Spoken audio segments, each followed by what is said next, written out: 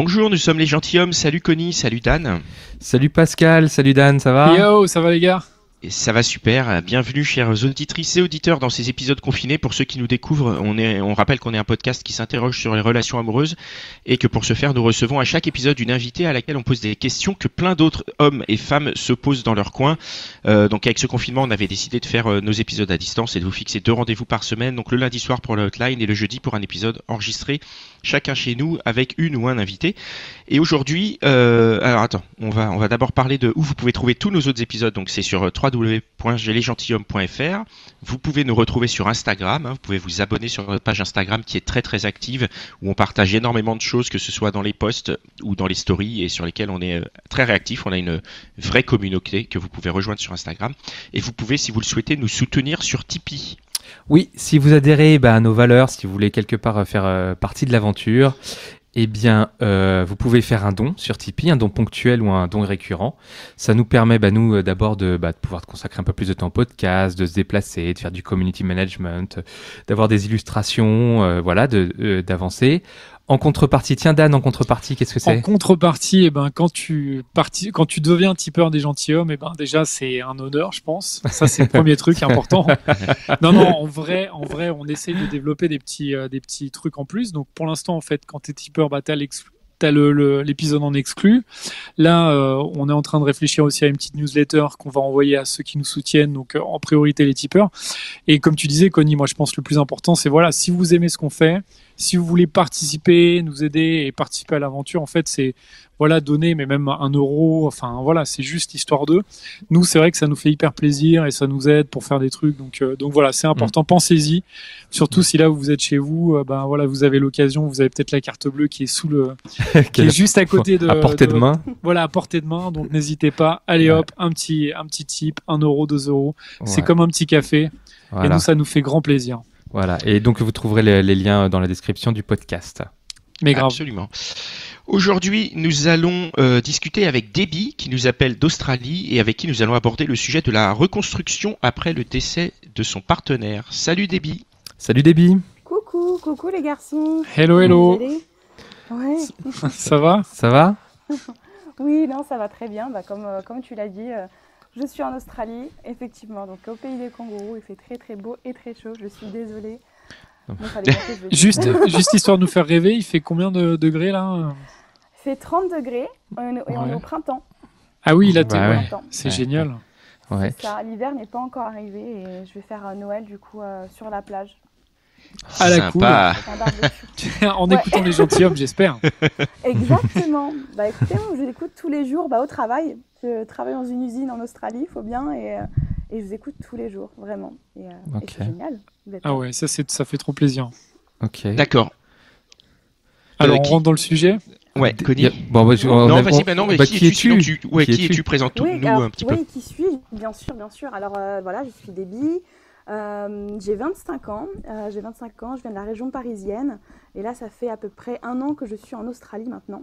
Je suis plutôt grande voyageuse et voilà, j'y suis encore et je compte rester encore un petit moment ici. Ok, voilà. Très bien. Bon, alors, rentrons dans ton histoire. Ce deuil, alors, c'est ton petit copain qui est décédé. Quand et comment il est décédé? Si on peut prendre l'histoire par le début. Oui, bien sûr. Oui, voilà. Alors, du coup, je vous ai contacté pour parler justement comment je me suis reconstruite suite au décès de mon copain. Alors, il est décédé à l'âge de 17 ans. Il est décédé d'un accident de voiture. Il n'était pas conducteur, passager en plus. Donc, voilà. Et il est décédé le jour de mes 18 ans. Donc, voilà, une belle entrée dans la vie adulte. Sympa. Ouais, sympa. Donc, pour te dire que ce jour, le jour de mon anniversaire, c'est aussi un jour de deuil aussi un petit peu. Et voilà, là, ça fait 8 ans qu'il est décédé. D'accord. Il s'appelait Lucas, on peut le nommer, voilà. C'est quand même une personne qui fait partie de ma vie, donc il s'appelle. D'accord, on va en parler. Lucas. On va en parler, je pense. À quel point vous étiez liés tous les deux au moment de son décès? Alors, avant son décès, tu veux dire? Bah oui. Oui. Alors, ouais, bien sûr. Oui. Bien sûr. Non mais non mais tu rigoles, mais on va parler du lien après évidemment, parce qu'il y en a un et qu'il a dû changer. Il a dû évoluer toutes ces années. Non, mais au moment de son décès, vous étiez liés comment? On était ensemble, on était en couple depuis peut-être 6 mois. Alors, à savoir que Lucas et moi, on était très proches, on était meilleurs amis aussi depuis nos 13-14 ans. On s'est rencontrés au collège et on avait créé cette relation un petit peu d'ami-amour, tu sais, amitié, amour entre filles, garçons. Et en fait, il était amoureux de moi depuis le début. Et moi, je ne l'étais pas. Je ne l'étais pas forcément. Et j'avais aussi un petit peu peur, tu sais, de s'engager, tu sais, avec ton meilleur ami. Tu ne sais pas trop forcément où ça va mener, où la chose va se mener au final. Et après, je me suis jetée à l'eau et puis on est sortis ensemble. Une soirée, l'alcool, on va dire, a aidé à 17 ans, même si l'alcool est à consommer avec modération. Mais on va pas le signaler. Mais et voilà, puis après, une chose en amenant une autre, on est sortis ensemble, quoi. Du coup, au moment du décès, t'étais très amoureuse? Ah oui, ouais, bien sûr. Ouais, vous étiez, on ouais, était c'est ça. ensemble, on voyait, Ouais. Ok. on voyait un petit peu le projet d'avenir, tu sais, après le bac, parce qu'on était en terminale, donc on se dit, bon, bah, qu'est-ce qu'on va faire après? Bon, toi, tu vas faire ci, ça, bon, ok. On essayait de se projeter un minimum, tu vois. Et à ce moment-là, vous habitiez en région parisienne? Ouais, exactement, en Seine-et-Marne. D'accord. Et donc, comment ça se passe le moment où tu apprends le décès? Où j'apprends. Ouais. Comment ça se passe pour toi?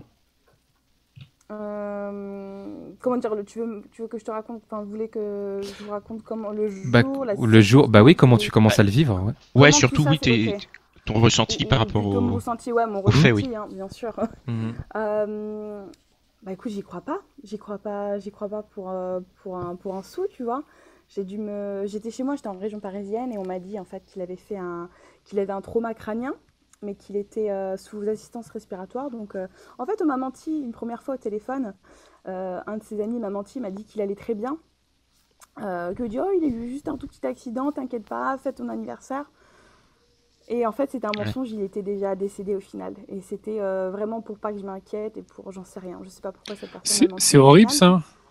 C'est horrible, hein. C'est horrible. J'en ai voulu. Peut-être que je lui en veux encore, tu vois, de m'avoir menti parce qu'au final, j'ai culpabilisé. Par la suite, tu sais, parce que je me suis dit, bon, bah, il a peut-être une jambe cassée ou quoi. Bon, bah, je vais peut-être pas trop me presser, mais je vais y aller quand même. Et au final, il était déjà décédé. Tu vois, il est mort sur le coup. Et moi, j'étais loin de savoir ça, tu vois. Donc ouais, c'est un petit peu... peut-être qu'il a voulu pas dire me rendre service, mais il n'a pas voulu me faire de mal tout de suite. Il dit, bon, je vais peut-être lui cacher la vérité. Mais au final, ça ne m'a pas du tout aidé. Ouais. Ouais. Puis en plus, bon, voilà, t'as 18 ans, donc j'ai même pas le permis, donc j'y suis allée en train, tu te rends compte. Je viens du fin fond du 77, alors c'est très très long, un RERD, pour ceux qui viennent de la région parisienne. Ouais, on connaît, c'est très très long pour aller dans un hôpital. Et là, sa mère qui m'appelle, qui me dit on le débranche. Ah putain. Alors là, tu comprends pas, enfin, tu dis mais qu'est-ce que vous voulez débrancher là, je comprends pas du tout. Et là, tout le monde s'écroule en fait. Tu as un voile devant les yeux, tu vois plus les gens, tu pleures ou ouais, je sais pas. C'était un gros choc pour moi et jusqu'à ce que j'y aille et jusqu'à ce que je vois le corps au final. Et là, bah, tout ton monde s'écroule. Tu dis c'est pas possible. Je suis en train de rêver. Ce n'est pas possible. C'est pas la personne à qui j'ai parlé hier. C'est pas la personne avec qui j'ai rigolé. C'est pas la personne à qui je taquinais. Justement, je taquinais la veille. Je lui disais bon bah parce qu'il avait quelques mois de moins que moi, donc forcément j'avais 18 ans, il en avait 17. Je lui ai dit bon. Demain, je suis majeure, du coup, je te largue parce que du coup, tu seras mineur. Ce sera pas possible pour moi. Mais c'est fou, hein. Je lui dis, ça sera plus possible. Je peux pas aller en tôle. Donc, pour rigoler, et au final, je lui dis, mais c'est pas possible, cette personne n'est pas devant moi, inerte, tu vois. Et donc, il y a un grand temps de... Ouais, il m'a fallu quelques heures pour réaliser, vraiment quelques heures. Tu rentres et t'es juste une loque, un fantôme. Enfin, je sais pas, tu ne peux parler à personne. Mes amis sont venus, mes amis sont venus vers moi tout de suite. Ils ont passé la nuit avec moi. Mais c'était très dur, un gros choc. Puis le truc, c'est que c'était les jours aussi qui ont suivi, parce que c'était en pleine période de bac. Oh.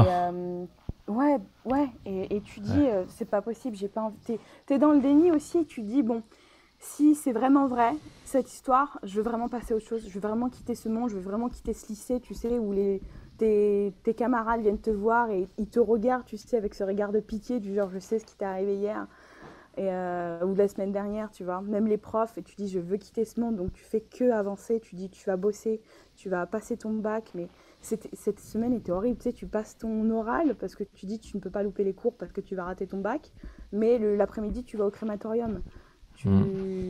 tu vas passer une épreuve écrite, mais tu vas à l'enterrement tu vas à l'enterrement le matin, tu vois. Ouais, mon esprit c'est vraiment focalisé en fait sur voilà, des beaux fauteuils de l'avant. Et, euh, et ouais, donc du coup, j'ai eu beaucoup de mal. J'ai vraiment tout pris sur moi. Je me suis vraiment pas exprimée auprès de ma famille, auprès de mes amis. Et ce qui m'a valu, quelques mois après, des troubles psychosomatiques. Donc, Mhm. des troubles psychosomatiques, en fait, c'est vraiment ton corps qui réagit à ce que toi, t'as pas su dire, pas su faire au final. Il te le renvoie un petit peu en pleine face. Donc, tu vas faire des crises d'angoisse énormes, tu vas avoir des vomissements, des nausées, plein de choses, des crises cutanées. Tu comprends pas d'où ça vient. Tu dis, mais d'où ça peut venir pourquoi mon corps réagit, tu comprends pas. Tu dis, ouais, c'est ok, tu penses que c'est ok. Tu penses que tu as fait du deuil, tu penses que tu as réalisé que la personne était partie, alors que pas du tout, tu vois. Et ton corps te le rappelle vraiment jour après jour. Et ça, ces crises de psycho, par exemple, ont duré pendant peut-être 5 ans. Ouais, il y a peut-être 2 3 ans, ça s'est terminé. Et encore, des fois, ça revient. Et tu sais pas Donc trop pourquoi. pendant 5 ans, tu as eu ces troubles et ces crises? Ouais, ouais, ouais, ouais. Ça, D'accord. alors, c'était pas permanent. C'était épisodique, on va dire. Ça arrivait à des événements, à des moments où bah, il y allait avoir un événement, par exemple, je sais pas, j'allais prendre l'avion, ou j'allais avoir un mariage, j'allais avoir un oral, j'allais avoir un entretien d'embauche. Alors que de base, même depuis toute jeune, je suis quelqu'un de très peace, très cool. C'est pas grave, tu vois, je rate un entretien, je prends l'avion, je le prends 10 fois à l'année, tu vois. Et depuis ce décès, en fait, j'avais des crises pour tout et pour rien, ce qui m'empêchait aussi des fois d'aller au travail, d'aller à l'école, qui t'empêche de dormir. Donc, ouais, j'avais 18, 19, 20, ouais, jusqu'à mes 22, 23 ans. Des fois, je dormais avec ma mère parce que je dis, maman, il faut que tu me masses, il faut que tu sois avec moi parce que j'arrive pas à dormir. J'ai des crises, quoi. C'est horrible. C'était horrible. Donc, Ouais, on a du mal à imaginer la brutalité. Enfin, moi, ça m'est pas arrivé un choc pareil. C'est difficile d'imaginer la brutalité. Juste pour revenir sur juste bien sûr. la fin de la période. En plus, le passage du bac, et tout, c'est une période charnière. Enfin, c'est une période de transition énorme Bien sûr. quand on y repense, parce que on quitte le lycée, on quitte ses copains. Souvent, on quitte plus ou moins sa ville si on va faire des études ailleurs, mais on va tous dans des facs ou dans des écoles différentes. Donc, en plus, c'est une période charnière. Comment ça se passe du coup? Ta vie à partir de ce moment, parce que je trouve aussi qu'il y a un espèce de petit passage à l'âge adulte quand on passe après le bac, là, l'été après le bac, Oui. qu'il y a, voilà, on passe dans le supérieur où on va travailler, enfin ça dépend des gens, mais pour ceux qui passent le bac, ouais, il y a un passage je trouve qu'il y a un petit passage à l'âge adulte à ce moment-là, il y a un petit palier. Euh, Toi, tu le passes ce passage-là, ou comment ça se passe? Oui, je l'avais déjà passé bien avant. On va dire que j'ai toujours été une ado plutôt mature dans ma tête. Mais effectivement, cet événement aussi comment dire, m'a propulsée dans le monde adulte, mais vraiment brutalement en fait. Et, euh, et comme je vous disais aussi avant, il fallait vraiment à tout prix que j'aille de l'avant, que je voulais pas regarder derrière moi, je voulais vraiment quitter mes camarades de lycée, je voulais vraiment tout quitter et commencer quelque chose de nouveau, tu sais, vraiment, je veux vraiment que personne connaisse mon passé, tu vois, j'avais pas envie qu'on me prenne en pitié, c'est quelque chose que même encore aujourd'hui, j'ai vraiment horreur de ça, qu'on me prenne en Hmm. pitié, tu sais. Et du coup, comment tu fais pour faire un petit Erasme? Parce que la période s'y prête quand même, tu quittes le lycée, mais sur les Ouais, 5 années, on a l'impression quand même qu'il y a un cycle de 5 ans après, de 5 ans avec de trauma. Comment ça se passe sur ces ouais. 5 années? C'est un bloc, on peut considérer que c'est un bloc? Non, non, non, non, parce que sur les 5 années, non, non, déjà, avec ma relation avec les hommes, par exemple, jusqu'à 1 an et demi après le décès donc, de cette personne, de Lucas, il était impossible pour moi qu'un homme me regarde, qu'un jeune homme me regarde ou que je regarde les hommes, tu vois. Pourquoi ? Pourquoi ? Alors, j'avais un gros sentiment de culpabilité. J'avais l'impression que j'étais encore assimilée avec cette personne, tu vois.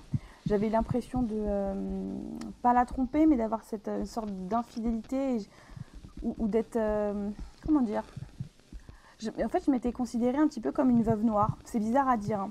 Mais avec non, mais c'est bizarre, ouais, c'est très bizarre. Mais avec ce décès, ouais, je m'étais considérée je sais pas, je pensais que c'était vraiment de ma faute.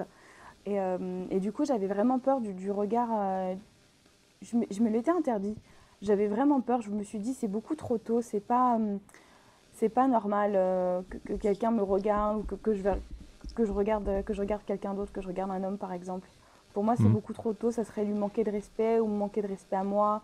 Où je m'étais dit, mais imagine quelqu'un que tu connais et qu'il connaissait aussi te voit parler avec un autre homme ou voilà, toi draguer un autre homme, etc. Je me dis, mais imagine ce qu'ils vont penser, tu vois. C'est marrant le regard des autres, l'importance du regard des autres à ce moment-là. Ouais, c'est marrant. Ouais. J'avais vraiment peur. Ouais, j'imagine que tu as dû travailler là-dessus, sur le temps qui arrive après, sur la période après. Ouais. Parce que là, on regarde ça a posteriori, mais on se dit bien que le regard des autres, comme ça, il est un peu... on s'en fout, quoi. C'est vrai, ouais. On pourrait dire ça. Non, mais on pourrait, mais non, on ne pouvait pas se le dire avec Toquet. Ouais, non, c'est vrai, non. Moi, maintenant, clairement, le regard des autres, je m'en contrefiche. Mais c'est vrai qu'à cette période-là, j'avais peur du regard des autres. Autant, de base, même depuis mon plus jeune âge, je suis quelqu'un un petit peu, je m'en foutisse du regard des autres. Voilà, c'est pas grave. Mais pour ce domaine-là, du décès, et j'avais vraiment peur. J'avais vraiment peur du regard des autres. Je voulais vraiment pas qu'on me considère, je sais pas, quand quelqu'un qui va profiter de la vie. Pour moi, je m'étais interdit un petit peu au bonheur, tu vois, pendant cette période-là. Tu sais, un petit peu comme à l'ancien temps où les veuves, elles doivent s'habiller en noir. Ouais, voilà. toute leur vie, ouais. Ouais, c'est ça, toute leur vie, elles peuvent plus voir quelqu'un d'autre. Je m'étais un petit peu dit ça dans la tête. Ouais. Puis bon. Tu penses qu'il t'a fallu combien de temps pour dépasser ce stade ? 1 an et demi, vraiment. Et comment ça s'est traduit au bout d'1 an et demi ? C'est toi qui as regardé un autre homme ou c'est un autre homme qui t'a fait des avances et où tu t'es senti laissé un peu séduire ? C'est moi-même. Alors, pour tout vous dire, c'est moi-même. J'étais dans mon lit le soir et je me suis dit, Déby, c'est pas possible en fait. Il va falloir que tu avances un petit peu. Faut que tu avances un petit peu avec tes relations avec les autres. Tu peux pas rester comme ça toute ta vie au final. Et je me suis mis un gros coup de pied aux fesses. Et je me suis inscrite ce soir-là sur une application de rencontre. C'est bizarre, mais je me suis inscrite sur une appli rencontre. J'avais déjà rencontré, quand j'étais plus jeune, ado, on va dire, j'avais déjà utilisé les applis de rencontre. Je ne sais plus c'est lesquelles, c'était il y a très longtemps. Mais donc, je connaissais déjà un petit peu comment ça fonctionnait. Et ouais, donc au bout d'1 an et demi, je me suis dit, bon, tu peux pas rester comme ça, va falloir quand même que tu sautes le pas et que tu reviennes un petit peu sur le marché ou j'en sais rien. C'est marrant que tu te sois dit ça. C'était un peu de... Marrant. Mais c'était un petit peu de l'ego ou c'était du désir, ou de la pulsion ou des pulsions sexuelles ou un truc comme ça, ou des envies de contact ou... Ouais, peut-être envie de contact, pulsion sexuelle aussi certainement, très certainement, parce qu'il m'a pas fallu beaucoup de temps pour passer à l'acte au final, je sais pas pourquoi. Et aussi pour me dire, bon, va falloir que tu... Comment dire ? Tu sais, pour oublier cette personne... Enfin, pas pour oublier cette personne, mais pour que ton deuil se finisse ou avance, pour que ton deuil avance, parce que t'as beaucoup d'étapes quand même dans le deuil. Pour que ton deuil avance, pour moi, il fallait que je passe à autre chose, tu vois.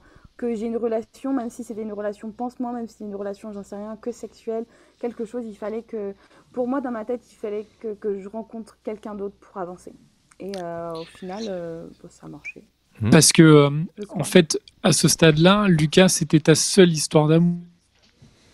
en fait, en quelque sorte. En tout cas, pour toi, tu considérais que c'était ta seule histoire, non?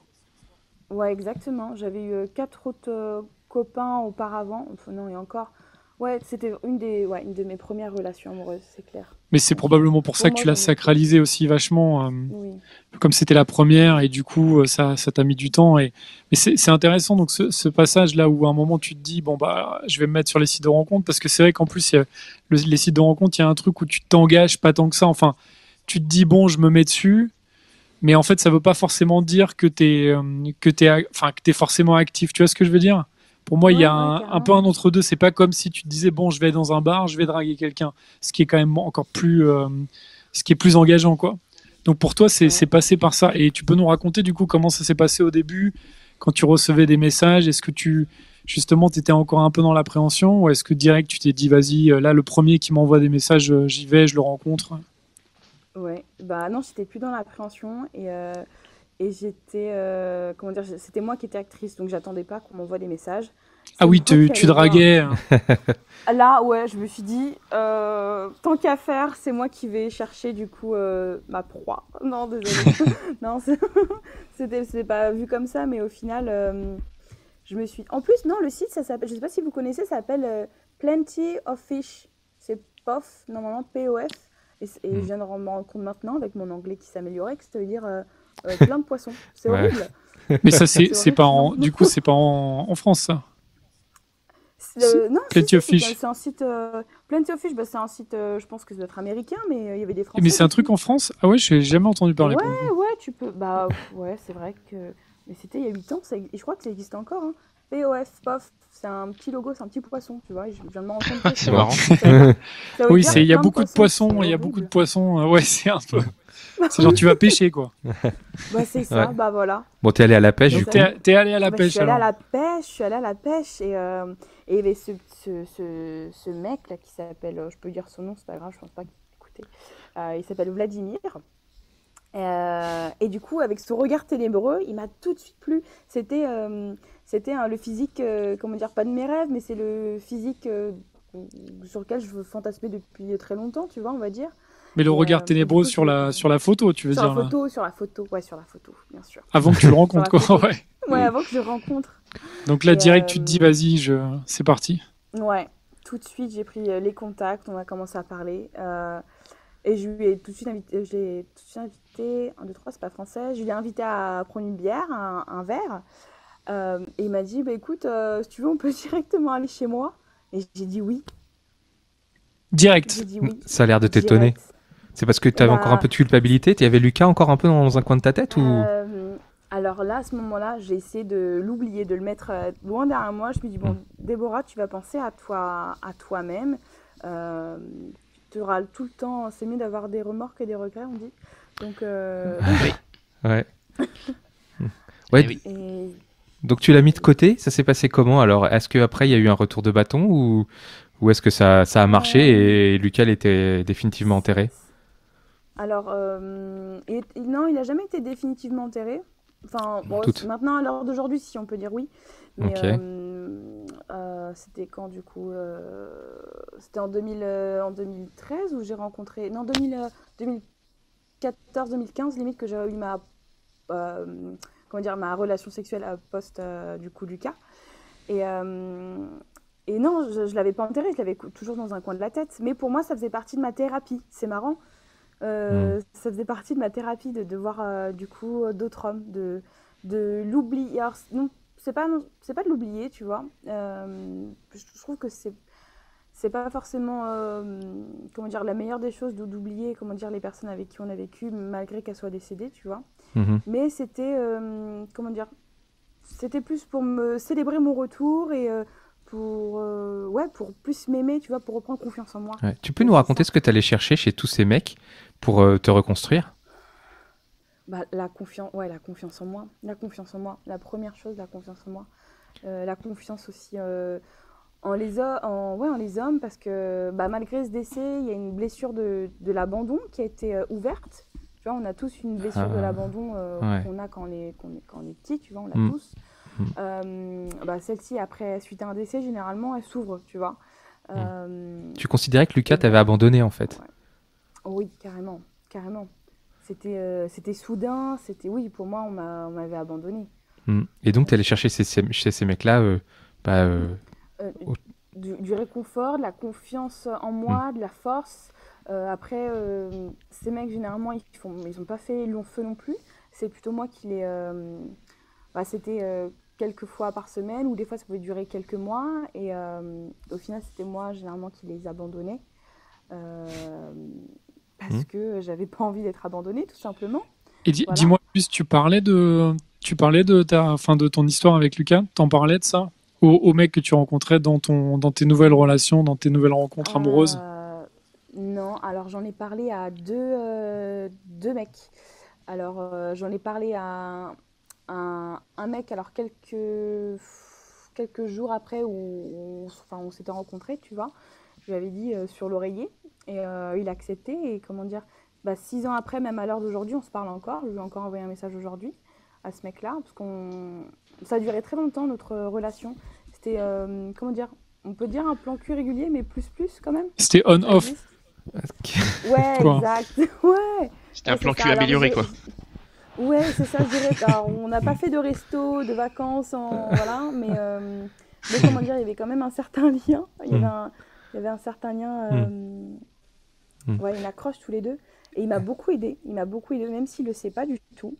Mais il m'a beaucoup aidé à reprendre confiance en moi et à reprendre confiance en les hommes. Et même malgré qu'on se voyait, je continuais à avoir d'autres mecs. Et je lui disais. Parce que pour moi, c'était vraiment...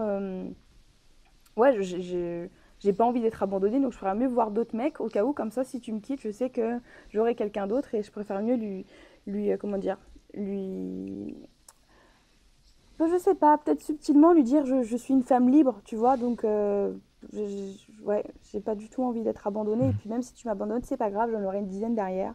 J'en sais rien. Et du coup, il y a un moment... stock. Il y a un moment je suis où... pas égocentrique du tout, hein, j'ai envie de vous le dire. Non, t'inquiète, mais tu es en reconstruction, donc Ouais. on comprend. Et il y a un moment où tu fais une c'est rencontre sérieuse, quelqu'un avec qui... Ouais. Ouais. Alors, comment ça se passe avec lui et Lucas, en fait? Quand je lui ai dit, déjà, il a pleuré. Donc, il a pleuré avec moi parce que je pense qu'il s'est senti super... comment on peut dire? Il s'est senti super... pas intéressé, mais il a tout de suite compris, en fait, ma douleur, tu vois. Et c'est là où je me suis dit, mais cette personne, elle est géniale et je l'aime, en fait. C'est un Italien. Et on est toujours en contact aujourd'hui. Je suis souvent en contact avec mes anciens amants. C'est vraiment... voilà. C'est bien. C'est cool. Non, c'est cool, ouais. Je suis vraiment pas du genre la team, oh, t'es un ex, du coup, voilà. Je vais te faire voir. Non, je suis plutôt, voilà. Et ouais, on est restés 1 an et demi, 2 ans ensemble. Et là, honnêtement, si je peux dire, à l'heure d'aujourd'hui, j'ai eu 2 amours. C'était Lucas et c'était cet Italien-là, Paolo. D'accord. Ouais. Comment il s'appelait? Ils m'ont vraiment... Paolo. Bon. Paolo, Ouais. ouais. S'il nous écoute, on l'embrasse. Hein. Ouais. Et du coup, comment ça s'est passé? Je lui enverrai le podcast, mais il parle pas trop français. Voilà, il va apprendre. Et comment ça s'est passé le deuil avec lui, alors? Parce que si lui aussi, il t'a beaucoup aidé. Et quand tu sors de cette relation, est-ce que t'es prête à aller vers encore d'autres relations? Et Lucas commence à être loin? Oui, non, vraiment. Là où je rencontre Paolo, Lucas est loin. Ça fait combien d'années, juste entre parenthèses? Combien d'années 2013, 14, 15, ça fait 3 ans. 3 ans qu'il est décédé. Ok. Ouais, 2 ans et demi, 3 ans qu'il est décédé, tu vois. Ouais. Je suis en voyage en Italie, enfin en Erasmus, et c'est là où je le rencontre. D'accord, ok. Et donc, post-Paolo, tu commences à vraiment faire le deuil? Non, même avec Paolo, l'italien, du coup, j'ai fait le deuil de Lucas. Mais comme je te disais, il y a toujours des démons qui reviennent de temps en temps, tu vois, j'en sais rien. C'est un peu inexplicable. J'ai du mal encore aujourd'hui à l'expliquer, tu vois. Mais ça peut être quoi? Ça peut être quoi, le démon? C'est toujours la blessure de l'abandon, en vrai. Tu sais, quand je vous parlais de mes crises d'angoisse, alors là, j'en ai pas fait, ça fait 1 an. Mais par exemple, donc je vais sortir avec un mec, s'il va partir, par exemple, on va vivre ensemble. D'ailleurs, c'était avec Paolo, on a vécu ensemble, il est parti pendant une semaine en vacances avec ses potes. J'ai eu une crise d'angoisse, totalement débile. Enfin, pour moi, pourquoi le gars il part juste en vacances, je m'en fiche, tu vois. C'est ok. Et vu qu'il est parti, mon corps, je sais pas, mon subconscient, mon inconscient a réagi. Bam, une grosse crise d'angoisse. Et c'était ça pour pas mal de choses. Ouais. Pas qu'avec mes relations amoureuses, aussi avec mes relations familiales, tu vois. Quand je vais voir mes parents, tu vois, ou mes parents viennent me voir en vacances, je veux dire, et puis ils partent, pareil, une crise. J'ai eu une crise l'année dernière, j'ai gonflé de partout, j'ai eu un œdème. Non, c'est vrai, je suis allée à l'hôpital. Je suis allée à l'hôpital 3 fois et parce qu'il y avait parce qu'ils sont une grosse crise, c'était vraiment dans la tête tout ça, c'est marrant et du coup le corps et l'esprit. Le fait que tu sois parti en Australie, ça a un lien avec ça? Parce que tu dis il part, j'ai peur de l'abandon, j'ai peur des gens qui partent, donc je me dis toi tu pars en Australie, on a bien compris que tu étais de Seine-et-Marne et l'Australie c'est loin, tu vois. Donc est-ce que c'est quoi, il y a un lien, il y a quelque chose? Ça fait partie de ton deuil? Ça fait partie de mon deuil, ouais, totalement, parce qu'en fait comme je vous disais, moi j'ai peur qu'on m'abandonne, du coup je préfère 10 fois mieux abandonner les gens. C'est super lâche, mais c'est moi qui voyage, c'est moi qui pars, c'est moi qui pars du domicile familial, c'est moi qui pars de la maison, c'est moi qui vais quitter les hommes, généralement c'est ça. Et ouais, le fait que je voyage beaucoup, que je vais avoir beaucoup d'amis aussi, ou beaucoup d'amants dans une certaine période, c'est un petit peu cette abondance, c'est par peur justement d'être abandonné, et oui, ouais, totalement. D'accord. Je pense que ça y est pour beaucoup, vraiment. Ok, et donc pour commencer à aller vers la fin du podcast, comment ça se passe aujourd'hui pour toi? Eh bien écoutez, là ça fait à peu près 10 mois que je n'ai eu aucune relation, aucune relation amoureuse, et je me sens parfaitement bien. Je me sens parfaitement bien dans mes baskets. Comment dire? Là je suis pas en attente, mais je sais que quelque chose de beau va m'arriver, en vrai. Je sais pas, j'ai un instinct, c'est un peu l'instinct féminin. Et j'attends un petit peu, entre guillemets, cette personne qui va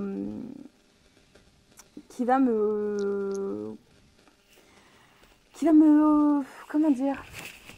Qui va me refaire revivre un petit peu ces émotions, ces émois quand on est jeune, vous savez, les papillons dans le ventre, les joues qui rougissent, parce que j'avais vraiment perdu ça faisait longtemps que j'avais perdu ça.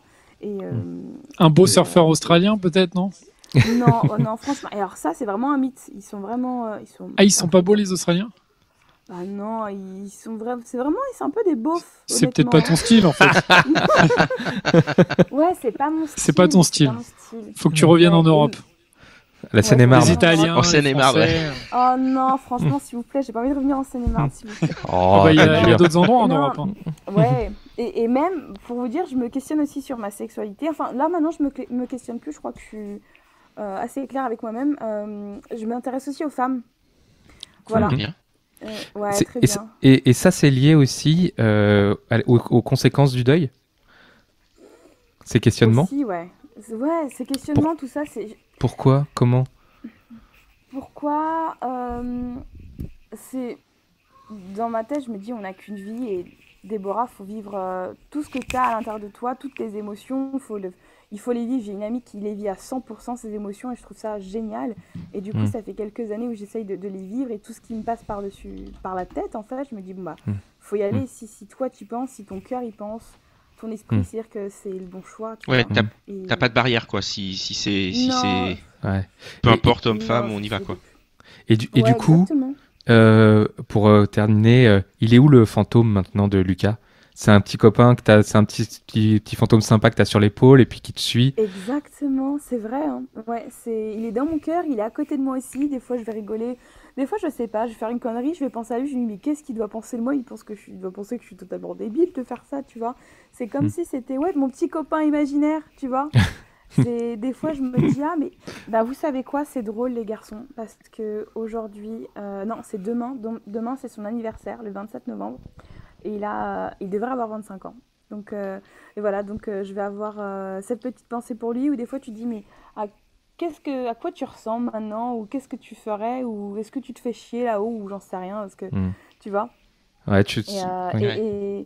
et honnêtement, je pense Je suis un petit peu dans le côté spirituel, etc. Mais je pense que c'est un petit ange gardien pour moi. Il m'est jamais arrivé de problème. Il m'est jamais trop arrivé de problème dans la vie. Et je pense que c'est un petit peu grâce à cette personne aussi.